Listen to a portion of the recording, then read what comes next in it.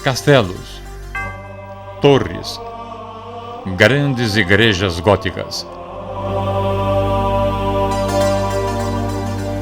sinos, mosteiros, bibliotecas enormes, padres, fé e razão, corpo e alma, bem e mal, Deus.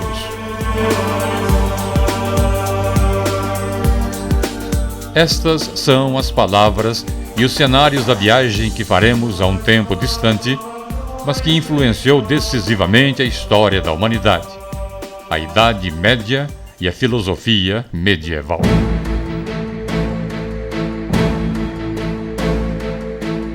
Ao longo do século V d.C., o Império Romano do Ocidente sofreu ataques constantes dos povos bárbaros.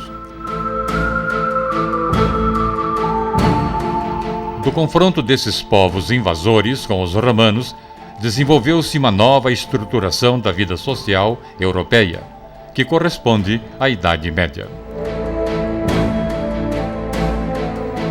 O período medieval se estende até o fim do Império Romano do Oriente, com a queda de Constantinopla, no século XV, em 1453 d.C., momento da retomada comercial e do renascimento urbano.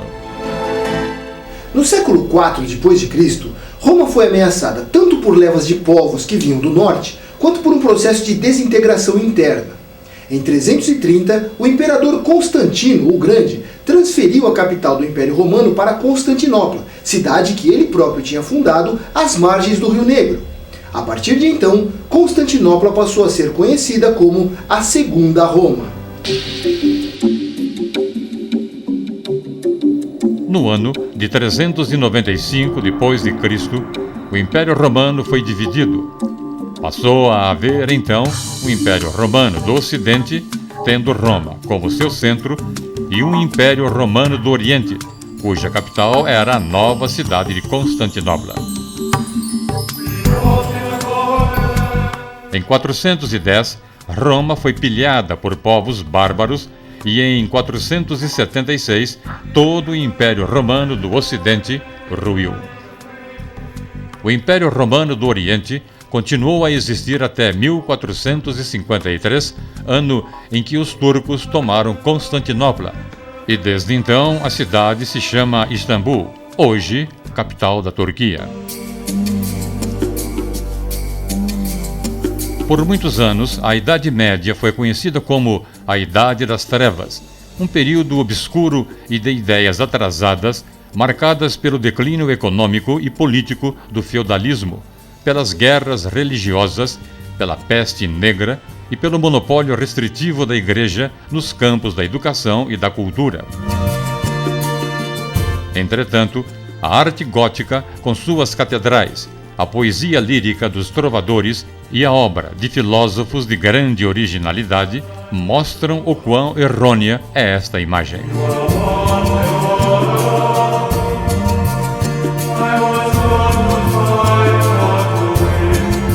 Foi nos primórdios da Idade Média, por exemplo, que surgiram nos conventos as primeiras escolas.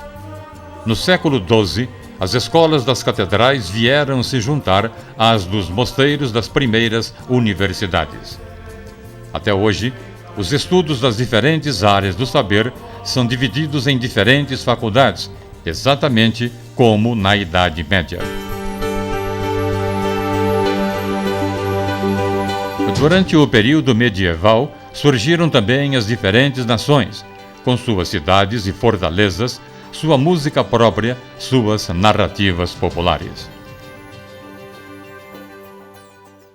Para alguns estudiosos, a Idade Média foi uma longa noite de 1000 anos. Até hoje, as pessoas empregam de modo pejorativo o termo medieval para designar rigidez e autoritarismo. No entanto, para outros estudiosos, a Idade Média foi um período de 1000 anos de crescimento. Ao final dessa viagem, você decidirá. No período medieval, foi reintroduzido o comércio de trocas. A economia passou a ser marcada pelo chamado feudalismo. Feudalismo significa que grandes latifundiários possuíam as terras nas quais os camponeses tinham que trabalhar a fim de ganhar o seu sustento.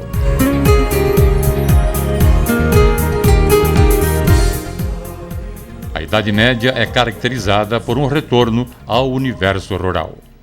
A Igreja Católica, em meio ao esfacelamento do Império Romano, conseguiu manter-se como instituição social. Consolidou sua organização religiosa e difundiu o cristianismo, preservando também muitos elementos da cultura grega e romana.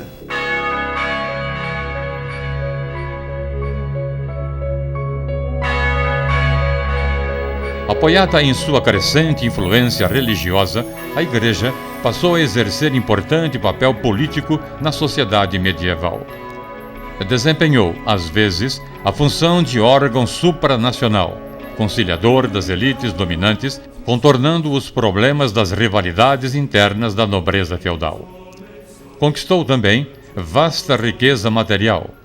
Tornou-se dona de aproximadamente 1/3 das áreas cultiváveis da Europa Ocidental, uma época em que a terra era a principal base da riqueza. No aspecto cultural, a Igreja exerceu muita influência, traçando um quadro intelectual em que a fé cristã era o pressuposto da vida espiritual. Essa fé consistia na adesão incondicional às verdades reveladas por Deus aos homens nas Sagradas Escrituras, a Bíblia, interpretadas segundo a autoridade da Igreja.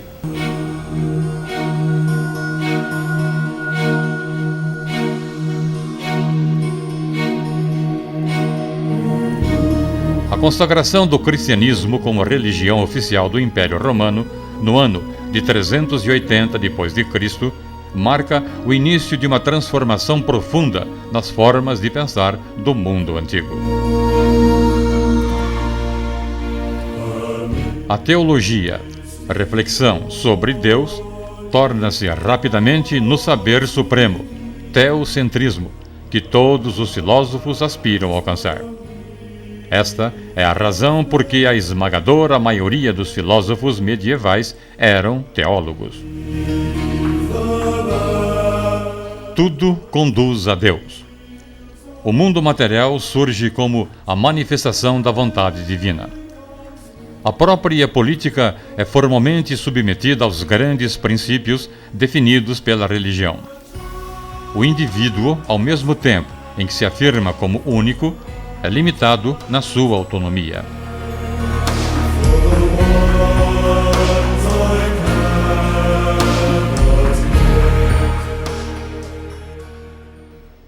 A filosofia medieval.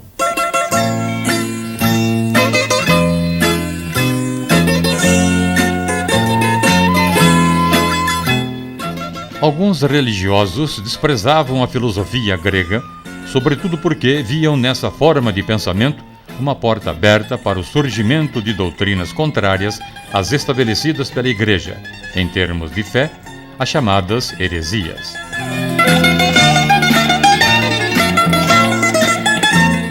Por outro lado, havia muitos pensadores cristãos que defendiam o conhecimento da filosofia grega como possibilidade de instrumento a serviço do cristianismo.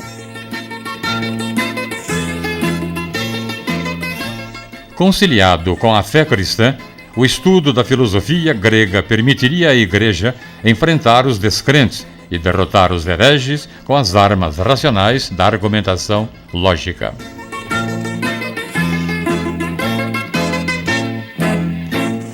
O objetivo era convencer os descrentes, tanto quanto possível pela razão, para depois fazê-los aceitar a imensidão dos mistérios divinos somente acessíveis à fé.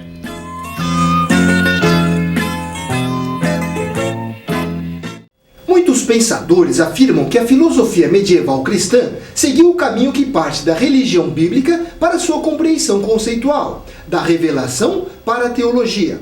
Na obra de seus pensadores, floresceu um mundo simultaneamente religioso e filosófico. Para outros, não se pode falar com rigor de uma filosofia cristã, se o adjetivo cristão tiver de definir um caráter da filosofia. Só podemos chamar de filosofia cristã a filosofia dos cristãos enquanto tais, isto é, a que está determinada pela atuação cristã de que parte o filósofo. Como vimos, temos um árduo objetivo a alcançar. Estudaremos nesse vídeo um pensamento controverso e questionado por muitos pesquisadores. Mas com atenção, você vai descobrir os caminhos e os problemas que os filósofos medievais se debruçaram durante anos. É importante destacar duas questões fundamentais para compreendê-los. Os filósofos medievais são influenciados pelo cristianismo. Para resolver os problemas filosóficos, eles retornaram aos pensadores da Grécia clássica, principalmente Platão e Aristóteles.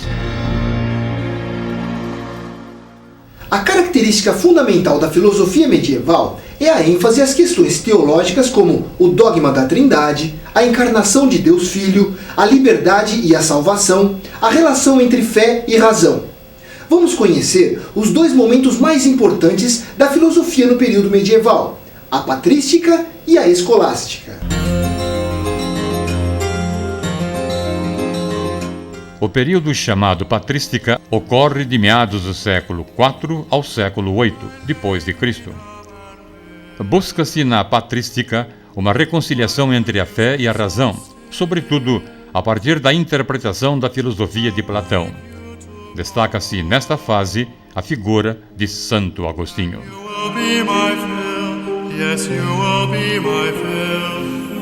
O período chamado escolástica ocorre do século IX ao XVI depois de Cristo.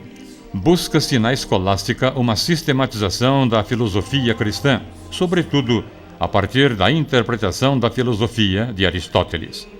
Nesta fase, destaca-se a figura de Santo Tomás de Aquino. Vamos então analisar cada uma delas. A patrística. Com o desenvolvimento do cristianismo, tornou-se necessário explicar seus preceitos às autoridades romanas e ao povo em geral. A Igreja Católica sabia que esses preceitos não podiam ser impostos pela força, tinham que ser apresentados de modo convincente. Os primeiros padres se empenharam na elaboração de inúmeros textos sobre a fé e a revelação cristãs. O conjunto desses textos ficou conhecido como patrística, por terem sido escritos principalmente pelos grandes padres da Igreja. Em verdade, a patrística é o esforço cristão de incorporar a filosofia grega para servir-se dela na defesa contra os ataques que lhe dirigiam.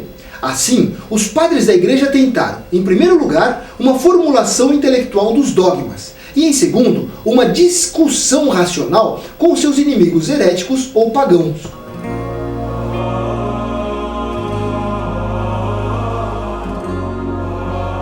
É relevante lembrar que dogmas são os pontos fundamentais e indiscutíveis de uma doutrina religiosa e que heréticos são os que se mostram contrários aos dogmas. O projeto de conciliação entre o cristianismo e o pensamento grego teve como principal expoente o padre Agostinho, posteriormente consagrado santo pela Igreja.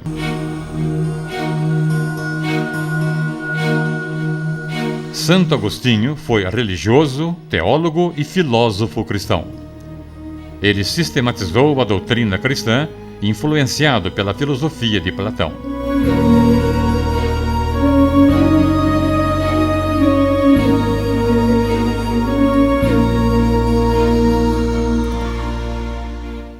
O último dos antigos e o primeiro dos modernos. Santo Agostinho foi o primeiro filósofo a refletir sobre o sentido da história, mas tornou-se, acima de tudo, o arquiteto do projeto intelectual da Igreja Católica.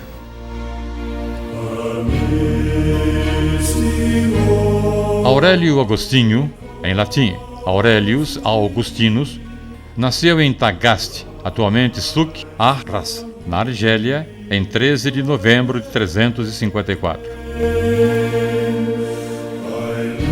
Era filho de Patrício, homem pagão e de posses, que no final da vida se converteu ao cristianismo, e da cristã Mônica, mais tarde considerada santa.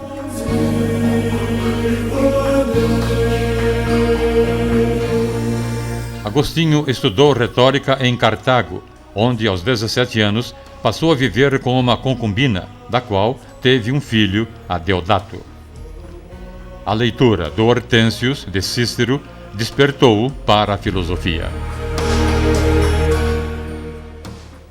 Nessa época, Aurélio Agostinho aderiu ao maniqueísmo, doutrina de que logo se afastou.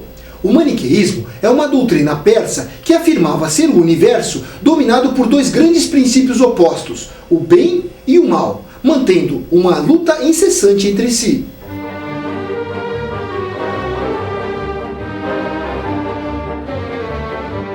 Viajou para Roma e Milão, entrando em contato com o neoplatonismo, o movimento filosófico do período grego-romano, desenvolvido por pensadores inspirados por Platão, que se espalhou por diversas cidades do Império Romano, sendo marcado por sentimentos religiosos e crenças místicas.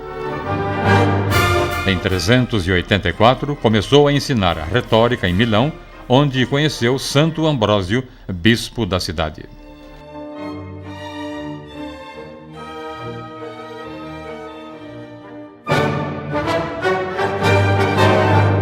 Cada vez mais interessado pelo cristianismo, Agostinho viveu longo conflito interior, voltou-se para o estudo dos filósofos neoplatônicos, renunciou aos prazeres físicos e em 387 foi batizado por Santo Ambrósio, junto com seu filho Adeodato.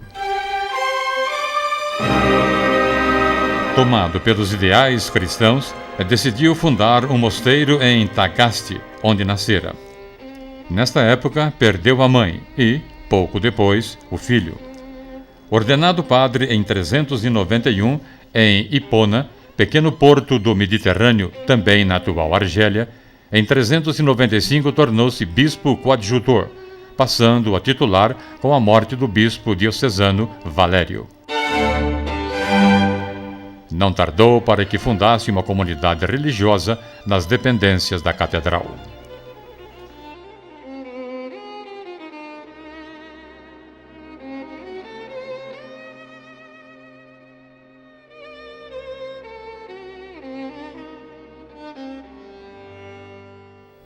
Em sua vida e em sua obra, Santo Agostinho testemunha acontecimentos decisivos da história universal, com o fim do Império Romano e da Antiguidade Clássica. O poderoso Estado que durante meio milênio dominara a Europa estava a esfacelar-se em lutas internas e sob o ataque dos bárbaros.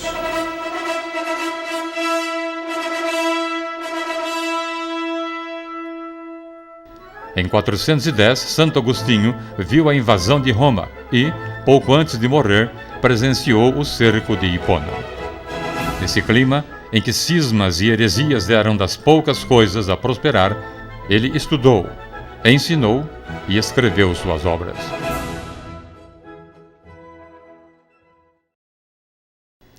Pensamentos de Santo Agostinho. As obras mais importantes de Santo Agostinho são: da Trindade, sistematização da teologia e filosofia cristãs, divulgada de 400 a 416 em 15 volumes. Da Cidade de Deus, divulgada de 413 a 426, em que são discutidas as questões do bem e do mal, da vida espiritual e material e a teologia da história.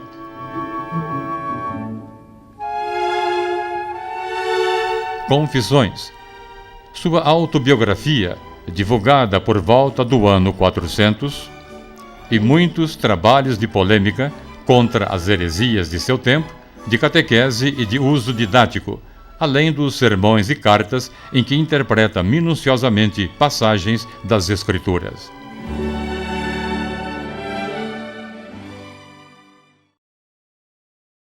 A alma. Agostinho defendeu a superioridade da alma humana, isto é, a supremacia do espírito sobre o corpo, a matéria. A alma teria sido criada por Deus para reinar sobre o corpo, para dirigi-lo à prática do bem. O homem pecador, entretanto, utilizando-se do livre-arbítrio, costuma inverter essa relação, fazendo o corpo assumir o governo da alma. Provoca com isso a submissão do espírito à matéria, equivalente à subordinação do eterno ao transitório. Mas a verdadeira liberdade estaria na harmonia das relações humanas com a vontade de Deus. Ser livre é servir a Deus, pois o prazer de pecar é a escravidão.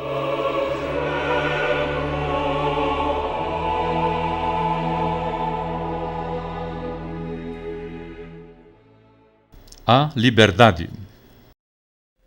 De acordo com Agostinho, a liberdade humana é própria da vontade e não da razão. E é nisso que reside a fonte do pecado.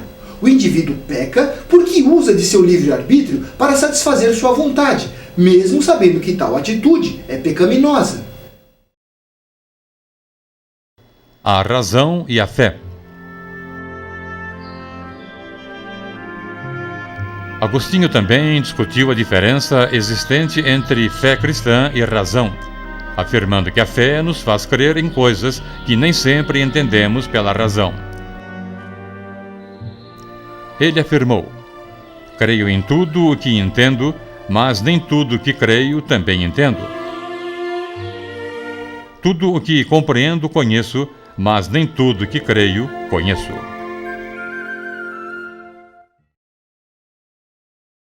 A interioridade. Agostinho pode ser considerado o primeiro pensador em nossa tradição a desenvolver, possivelmente com base em concepções neoplatônicas, uma noção de interioridade que prenuncia o conceito de subjetividade do pensamento moderno.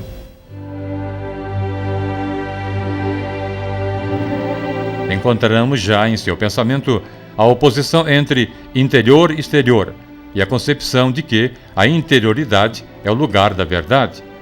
É olhando para a interioridade que o homem conhece a verdade. Por isso, no livro da Trindade, ele afirma: no homem interior habita a verdade.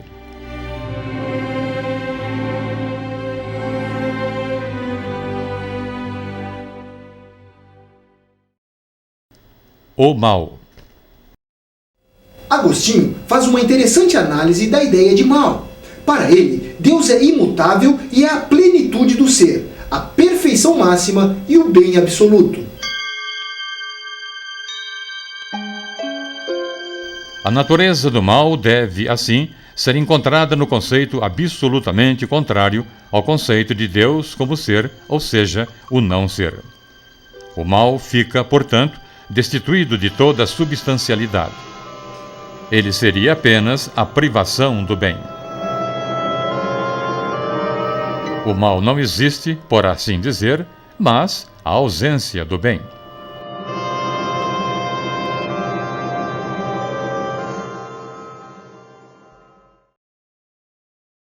A cidade de Deus.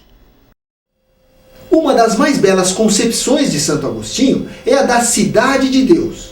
Amando-se uns aos outros no amor a Deus, os cristãos, embora vivam nas cidades temporais, constituem os habitantes da eterna cidade de Deus.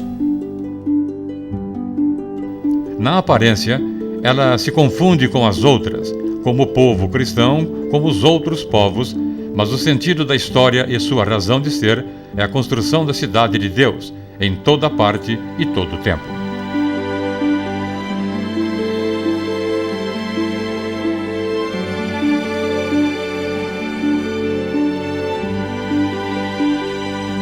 A obra de Santo Agostinho, em si mesma imensa e de extraordinária riqueza, antecipa, além disso, o cartesianismo e a filosofia da existência, funda a filosofia da história e domina todo o pensamento ocidental até o século XIII, quando dá lugar ao tomismo e à influência aristotélica.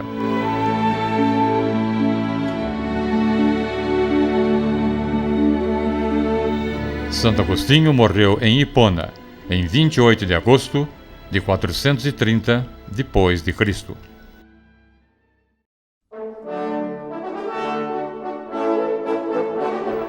A escolástica. Além da patrística de Santo Agostinho, outro movimento filosófico importante na Idade Média foi a escolástica, que se estende do século IX d.C. até o século XVI. Por escolástica, em sentido restrito, entende-se a especulação filosófico-teológica que se desenvolveu nas escolas desde Carlos Magno até a Renascença. Essas escolas foram a princípio as catedrais e mais tarde as primeiras universidades.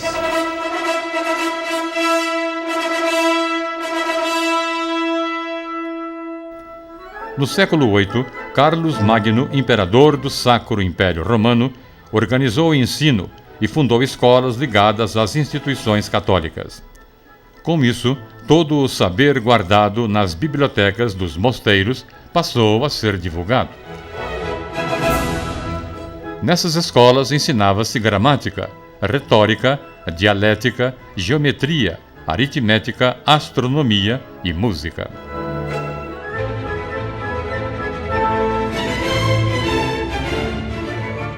Como sistema filosófico e teológico, a escolástica tentou resolver, a partir do dogma religioso e mediante um método especulativo, problemas como a relação entre a fé e a razão, desejo e pensamento, a oposição entre realismo e nominalismo, a probabilidade da existência de Deus.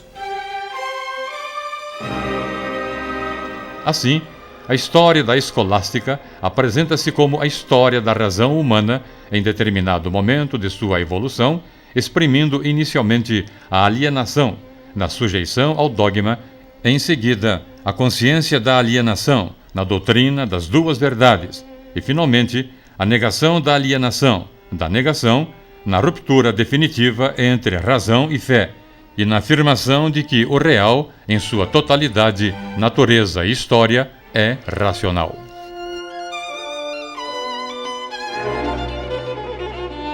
Portanto, temos três fases que caracterizam a escolástica.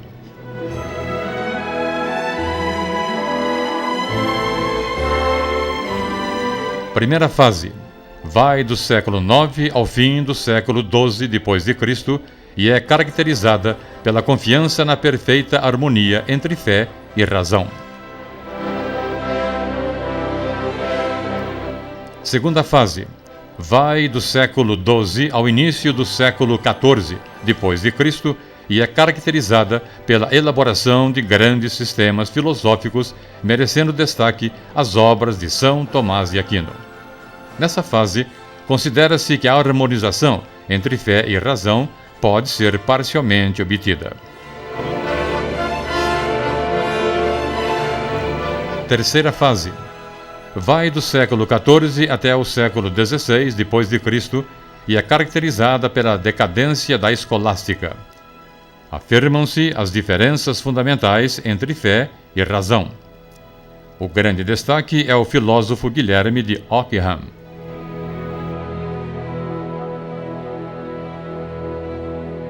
Vamos analisar um pouco da vida deste que foi o expoente máximo da escolástica. Tomás de Aquino. Dentre os filósofos da escolástica, Tomás de Aquino é considerado o maior deles. Ele elaborou os princípios da doutrina cristã numa síntese filosófica que teve como base o pensamento de Aristóteles, através das traduções do filósofo árabe Averroes. Tomás de Aquino afirmava que, se é correto que a verdade cristã ultrapassa as capacidades da razão humana, nem por isso os princípios inatos naturalmente à razão podem estar em contradição com esta verdade sobrenatural.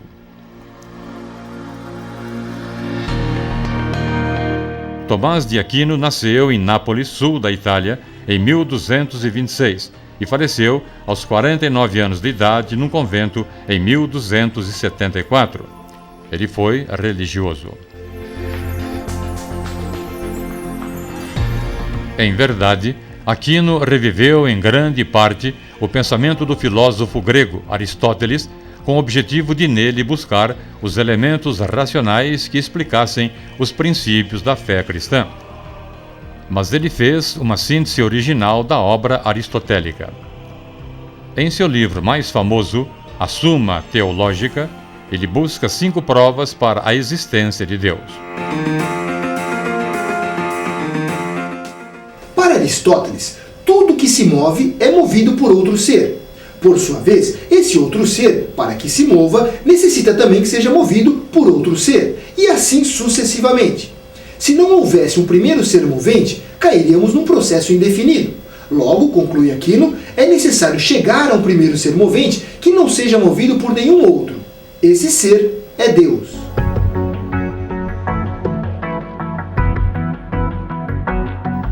Todas as coisas brutas que não possuem inteligência própria existem na natureza cumprindo uma função, um objetivo, uma finalidade semelhante à flecha dirigida pelo arqueiro. Devemos admitir, então, que existe um ser inteligente que dirige todas as coisas da natureza para que cumpram seu objetivo. Segundo afirmava Aquino, este ser é Deus.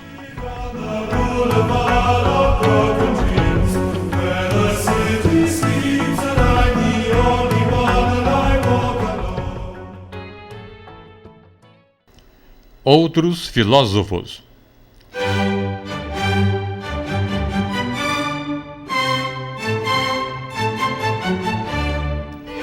Além de Santo Agostinho e Tomás de Aquino, outros filósofos foram fundamentais para o desenvolvimento do pensamento na Idade Média. Avicena e Averroes foram 2 filósofos árabes relevantes para a divulgação da obra de Aristóteles.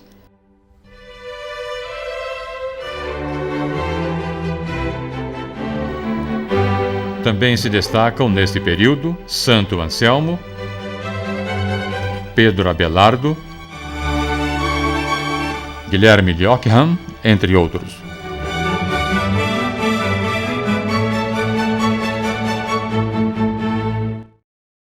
Guilherme de Ockham.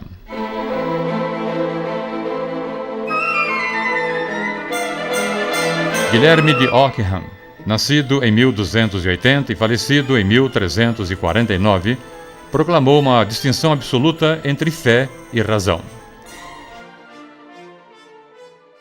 De acordo com Ockham, a filosofia não é serva da teologia, e a teologia não pode sequer ser considerada ciência, pois é tão somente um corpo de proposições mantidas não pela coerência racional, mas pela força da fé.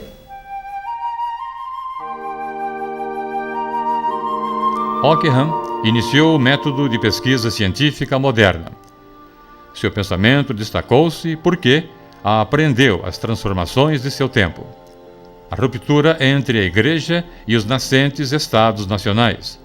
A perda da concepção unitária da sociedade humana, que passou a se dividir cada vez mais entre o poder temporal e o poder espiritual. A ruptura entre fé e razão, ocasionada pelo nascente desenvolvimento da razão autônoma, que buscou, através da investigação empírica, o conhecimento dos fenômenos naturais.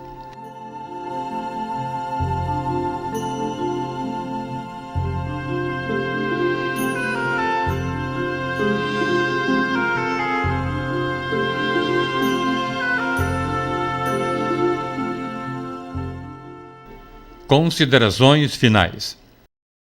Como pudemos observar, a filosofia medieval foi uma frequente e significante tentativa de explicar a fé cristã por intermédio da razão, característica da filosofia clássica da Grécia, em particular dos grandes filósofos Platão e Aristóteles. Dessa forma, os pensadores medievais imbuíram a filosofia de uma perspectiva ligada à fé. E entre aspectos negativos e positivos, a filosofia medieval foi um período valioso como itinerário do pensamento filosófico.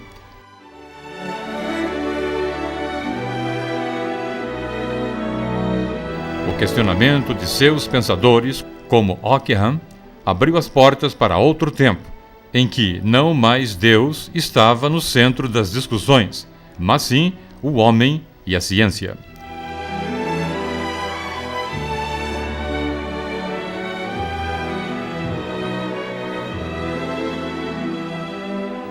Trata-se da filosofia moderna. e é a filosofia moderna, o que veremos no próximo volume.